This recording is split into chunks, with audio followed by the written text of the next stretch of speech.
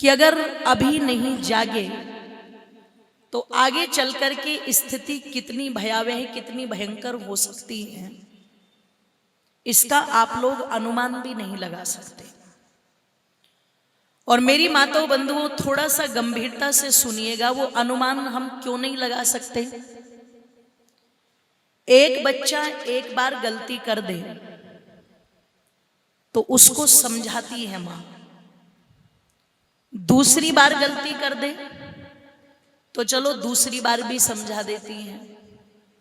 ईमानदारी से बताना माताओं, अगर बच्चा वही गलती तीसरी बार कर रहा है, क्या करोगी तुम?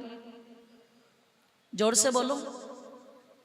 माता जी कह रही है बस यूं कर देंगे, थप्पड़ मारेंगे, है ना। और ध्यान रखिएगा, अगर वो थप्पड़ लगने पर भी वो गलती करे, फिर हो सकता है दंड की प्रक्रिया और ज्यादा बढ़ा दी जाए, फिर गलती करे तो और दंड की प्रक्रिया बढ़ा दी जाए। ध्यान रखना, जो थप्पड़ खा करके भी, लात घूसे खा करके भी, चाकू छुरे खा करके भी सुधर नहीं रहा, ऐसा वो बिगड़ेल बच्चा आज के समय में हिंदू बन चुका है। बुरा मत मानिएगा। शिक्षा लेने के लिए इसके पास में एक इतिहास नहीं है लोगों। अगर मैं अपनी बात आप लोगों के हृदय तक पहुंचाने में समर्थ हो सकूं तो मैं तो परमात्मा से यह आशीर्वाद चाहूंगी, क्योंकि पूरा कनीना नहीं सुन रहा है, लेकिन कुछ प्रतिष्ठित लोग, कनीना के बुद्धिजीवी लोग यहां पर बैठे हैं।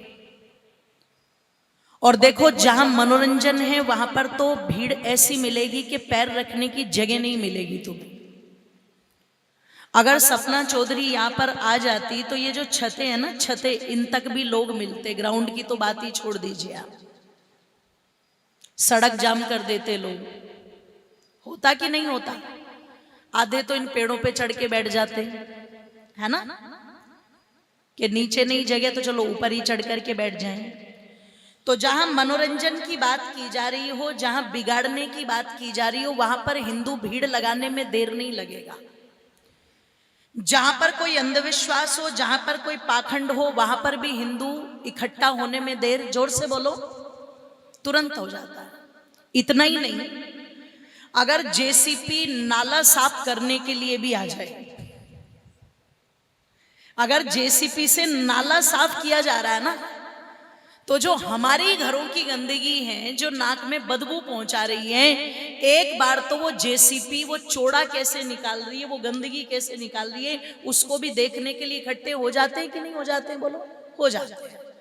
पर जहां इसके आत्मोत्थान की बात हो रही हो, जहां इसके महापुरुषों के सच्चे चरित्र की बात हो रही हो, जहां इसके भविष्य के सुधार की बात हो रही हो, जहां इसको जगाने की बात हो रही हो, वहां पर ये उन बातों को नहीं सुनता। इसको लगता है ये तो कड़वाहट फैलाने का काम कर रहे हैं, हमें तो कुछ चाशनी में डुबो के मीठा मीठा सा बताओ तो हम हजम कर ले।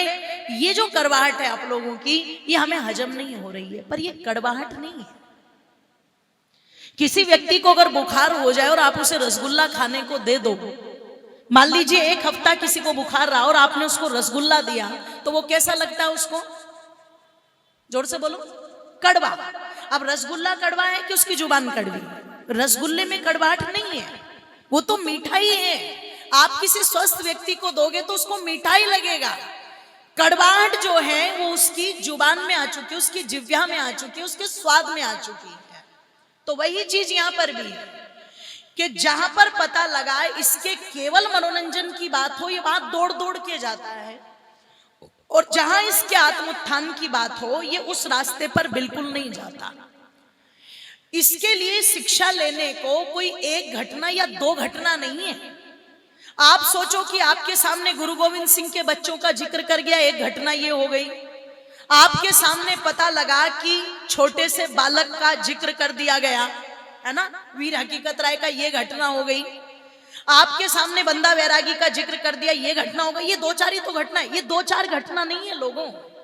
800 साल का पूरा इतिहास है, ध्यान रखिएगा, 800 साल का। और 800 साल के बाद में फिर 200 वर्ष का जो इतिहास है वो अंग्रेजों का है।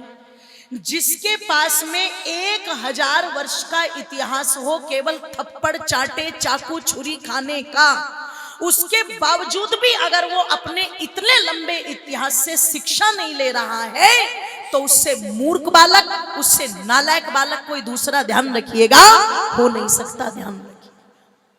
और एक राइटर ने बिल्कुल बहुत अच्छी पंक्ति लिखी थी कि जो जाति अपने इतिहास से शिक्षा नहीं लेती उसके मिटने में कोई देर नहीं लगती।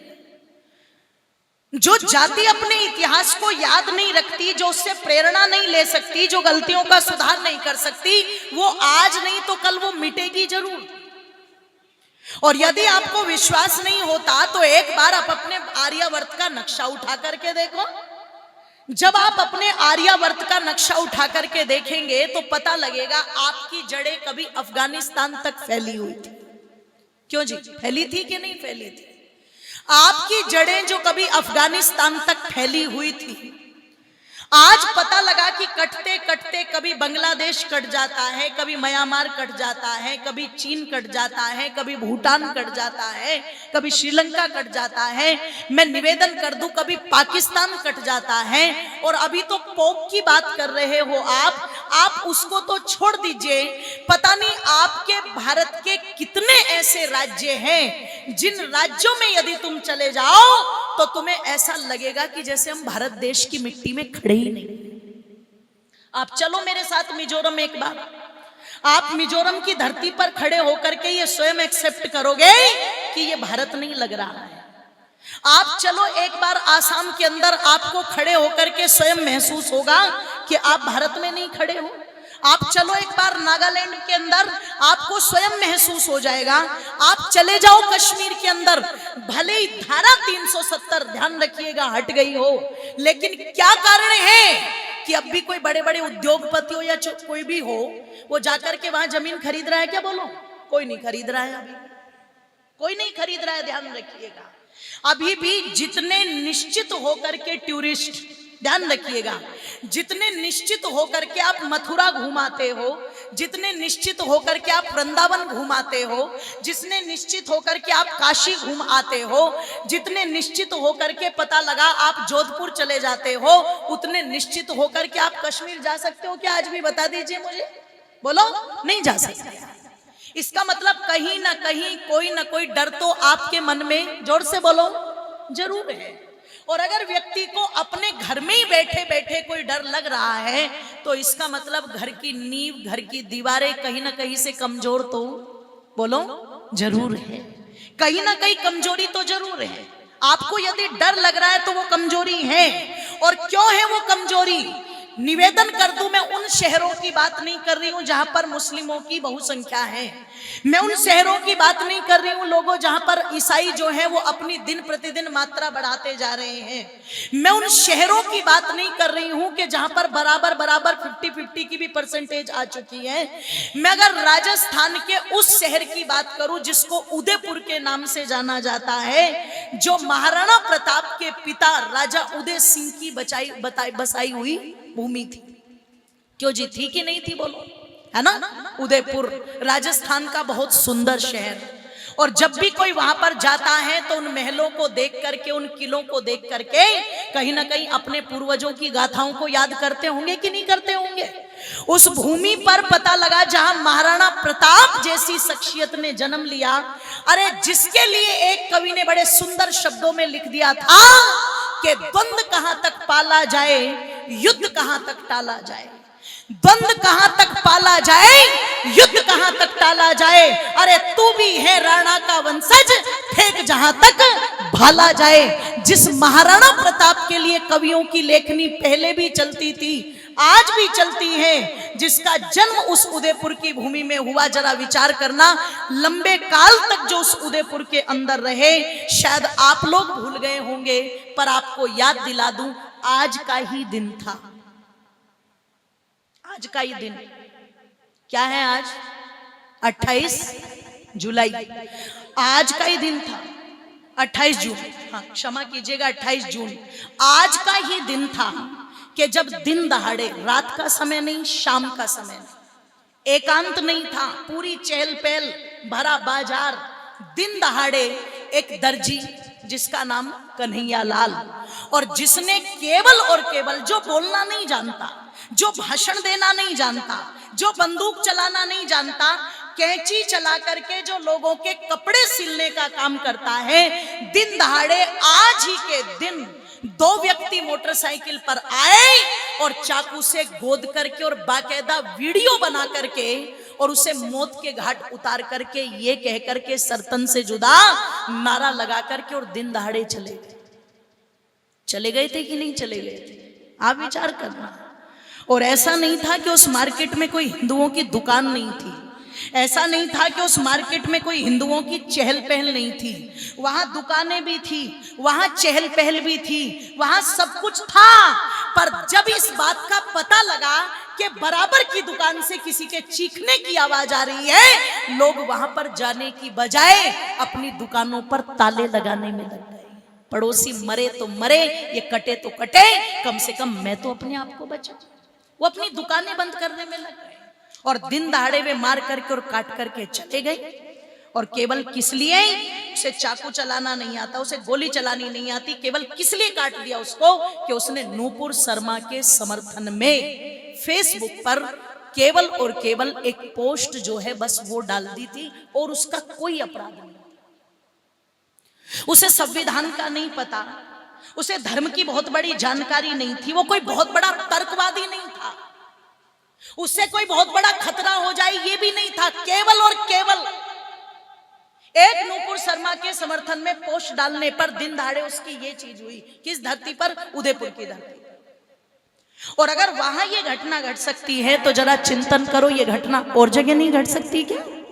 बोलो, ये और जगह भी तो घट सकती है। दिल्ली में घट रही है, दिल्ली में घट रही है। और आप विचार करो, वो हर तरह से अपनी ताकत लगा रहे हैं। क्यों? क्योंकि हमारी भीड़ इकट्ठी होती है नाचने वालियों के लिए और उनकी भीड़ इकट्ठी होती है सर तन से जुदा करने के लिए। हमारी भीड़ इकट्ठी होती है मनोरंजन के लिए और उनकी भीड़ होती है कि कब हम इस भारत को पूरे के पूरे इस्लामीकरण में रंग दें। आप सोचो, आप विचार करो। आपके बच्चे इकट्ठे होते हैं विवाह में डीजे पर नाचने के लिए और उनके छोटे छोटे बच्चे अपनी ड्रेस पहन करके इकट्ठे होते हैं मस्जिदों में इस्लाम को पढ़ने के लिए। आप विचार करो, चिंतन करो। और किसी को लगता हो जी ये बातें छोड़ो, इन बातों से हमारा कोई लेना देना नहीं है, तो भैया 1000 साल का इतिहास है आपका जो ये कहते थे कि इन बातों से हमारा कोई लेना देना नहीं है। निवेदन कर दूं, वो वही लोग रहे होंगे जिनको दिन दहाड़े ये कह दिया गया मस्जिद से ऐलान करके तुम निकल जाओ और जो तुम्हारी बहन बेटियां उनको यहीं छोड़ जाओ। ज्यादा दिन की बात नहीं है। अभी वो ग्रंथ जलाए नहीं है किसी ने, जैसे नालंदा और तक्षशिला को जला दिया गया था, वो ग्रंथ अभी जले नहीं है, वो हैं। वो सारी चीजें आपको मिल जाएंगी, तो उनको एक बार पढ़ लेना, उन पर एक बार चिंतन कर लेना, उन पर एक बार मंथन कर लेना। क्योंकि यदि तुम चिंतन कर लोगे, मंथन कर लोगे, तो शायद तुम्हें इस बात का कुछ एहसास हो जाए कि ये जो आर्य समाज के लोग मंच पर बैठ करके बोलते हैं ये पागल नहीं है, इसके कोई अलग से फंडिंग नहीं हो रही है। हमें जैसे दूसरे लोगों को फंडिंग होती है, हमें कोई अलग से इसकी फंडिंग नहीं हो रही कि तुम ये बयान दे देना तो इसके लिए तुम्हें इतने लाख मिलेंगे, तुम ये बयान दे देना तो तुम्हें इसके लिए इतने मिलेंगे। नहीं। राजपाल जी क्यों मर गए? कोई फंडिंग नहीं थी, कोई सिक्योरिटी नहीं थी। स्वामी श्रद्धानंद जिन्होंने लाखों लाखों मुसलमानों की घर वापसी कराई, वो क्यों मर गए? कोई सिक्योरिटी नहीं थी, कोई फंडिंग नहीं थी, पीछे कोई नहीं खड़ा था। ध्यान रखिएगा। पंडित लेखराम जी की हत्या क्यों हो गई? वो इसीलिए हो गई। और आज भी ये चीजें चल रही हैं। आपको पता है जिस समय सिरसा वाला केस चला था, एक लड़की ने चिट्ठी लिख दी और पता लगा वो चिट्ठी छत्रपति नाम के एक पत्रकार ने छाप दी, उसके पीछे उसकी हत्या हो गई थी। लोगों, वो छत्रपति कोई पौराणिक नहीं था, वो व्यक्ति आर्य समाजी था जिसने उस गुमनाम चिट्ठी को छापने की हिम्मत दिखाई थी। ध्यान रखिए। ये रामपाल जैसे ढोंगी जेल के अंदर पहुंचे, आपको क्या लगता है ये आसान था? आसान नहीं था ये। उस समय गोलियां चल रही थी, वहां पर कौन सी गोली किस व्यक्ति को लगेगी?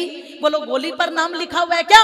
गोली पर किसी का नाम नहीं लिखा हुआ है, पर वहां पड़े हुए थे। उसमें भी 3 लोग मर गए कि नहीं मर गए? वहां पर 2 पुरुष 1 महिला, 3 लोग मर गए वहां पर।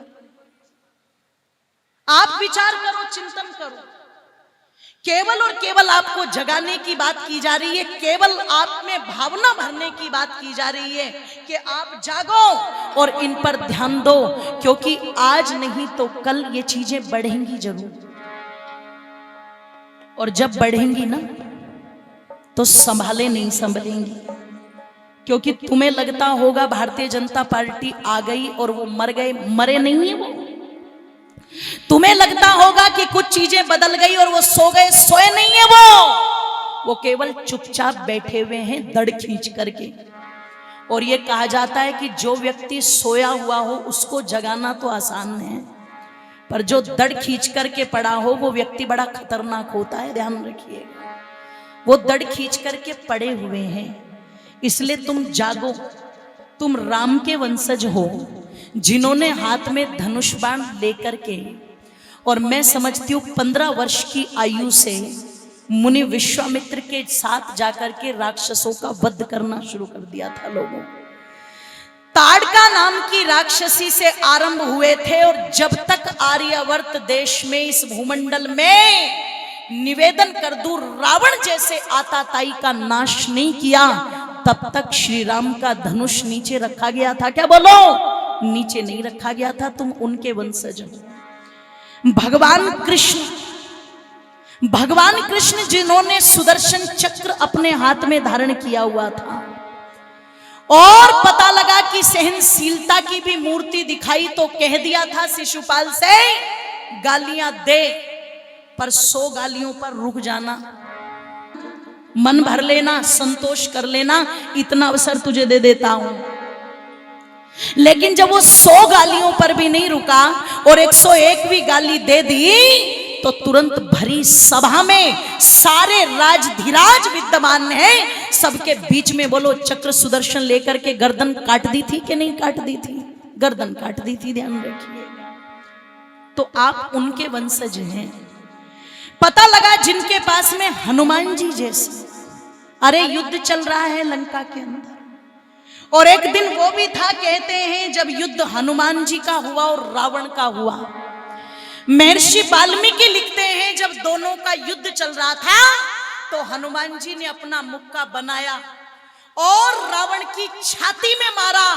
कहते हैं रावण बहुत दूर जाकर के पड़ा, और जब बहुत दूर जाकर के पड़ा तो रावण उठता है, और उठ करके बजरंगबली हनुमान जी से कहता, हनुमान है तो तू मेरा शत्रु पक्ष, पर मैं तेरी प्रशंसा करता हूं, तारीफ करता हूं। किस बात की प्रशंसा? धन्य है तेरी मां अंजनी, जिसने तेरे जैसे वीर को जन्म दिया है। अरे जिसके एक मुक्के को खा करके रावण इतनी दूर जाकर के पड़ा। कम ताकत नहीं है मुझ में, पर यदि तूने मुझे भी इतनी दूर अपने मुक्के से फेंक दिया तो मैं तुझे नमन करता हूं, तेरी जनने वाली को नमन करता हूं। उस समय रावण ने तो ये कहा था, पर हनुमान जी जानते हो क्या कहते हैं? जिनको आज आदि पुरुष के अंदर एक कार्टून बना करके दिखा दिया है, हर चीज का मजाक बनाना हो तो हिंदुओं का कोई भी महापुरुष उठा लो और उसे लेकर के मजाक बना दो, क्योंकि ये चीज अगर ईसाइयों में हुई होती तो देश में आग लग जाती, ये दूसरे लोगों में, मुसलमानों में हुई होती, पता नहीं कितनी जगह दंगे फसाद हो जाते। पर ये तो अब थोड़े थोड़े जाग रहे हैं। लेकिन सोचो तो सही, किसी की इतनी हिम्मत कैसे हो सकती है कि एक पिक्चर में इतने बड़े महापुरुषों को आप कार्टून बना करके दिखा दो, आप उनके मुख से कुछ भी कहलवा दो। अरे तुम्हें कार्टून बनानी है, तुम दूसरी चीजों को लेकर के बनाओ, पर महापुरुषों के चरित्र के साथ खिलवाड़ करने का कोई अधिकार तुम्हें नहीं है। जिनका चरित्र इतना उज्जवल है, जिनकी मिसालें आज तक दी जाती हैं, और जिनके विषय में मैं कह दूं कि जब रावण ने ये कहा तो हनुमान जी ने कहा था, तुम तो मेरी प्रशंसा कर रहे हो, लेकिन मैं संतुष्ट नहीं हूं रावण। मैं बिल्कुल भी संतुष्ट नहीं हूं। रावण ने कहा क्यों? अरे मैं इतनी दूर जाकर के पड़ा हूं, तुम्हें फिर भी संतुष्टि क्यों नहीं है हनुमान? तो हनुमान जी कहते हैं वो इसलिए, तुम तो मेरी प्रशंसा कर रहे हो, तुम तो मेरी जन्म देने वाली को धन्यवाद कर रहे हो, पर मुझे लगता है इसमें दोष मेरा ही है, इसमें कमी मेरी है। तुम्हें लग रहा है कि मेरे मुक्के को खा करके तुम इतनी दूर जाके पड़े हो, ये बड़ी बात है, पर मेरे लिए बड़ी बात होती कि जब तुम मेरे मुक्के को खा करके मर गए होते। अगर तुम मेरा मुक्का खाकर भी जीवित हो तो मुझे अपने आप पर ग्लानि हो रही है। रावण, आप सोचो, हम उनके वंशज हैं, और अगर ऐसे ऐसे महापुरुषों के वंशज भी कमजोर बनकर के रहे तो ये बात शोभा, जोर से बोलो, नहीं देती। इसलिए कुछ तो अपने मन के अंदर ये विचार करो, ये चिंतन मंथन करो कि हम जागें और जगाने का काम करें, क्योंकि साधारण नहीं हो आप लोग। और जो व्यक्ति साधारण नहीं होते, जिनका इतना गौरवमय इतिहास भी हो प्रेरणा लेने के लिए, और जिनकी भूलों से भरा इतिहास भी हो शिक्षा लेने के लिए, उन्हें दोनों विधाओं पर विचार करना चाहिए। अपने भूलों से शिक्षा लेनी चाहिए और अपनी वीरता से प्रेरणा लेनी चाहिए। और प्रेरणा लेकर के अगर आगे बढ़ोगे तो मैं समझती हूँ शायद बहुत बड़ा कार्य हो जाएगा, बहुत बड़ा। इसलिए आर्य समाज आपको जगाता है।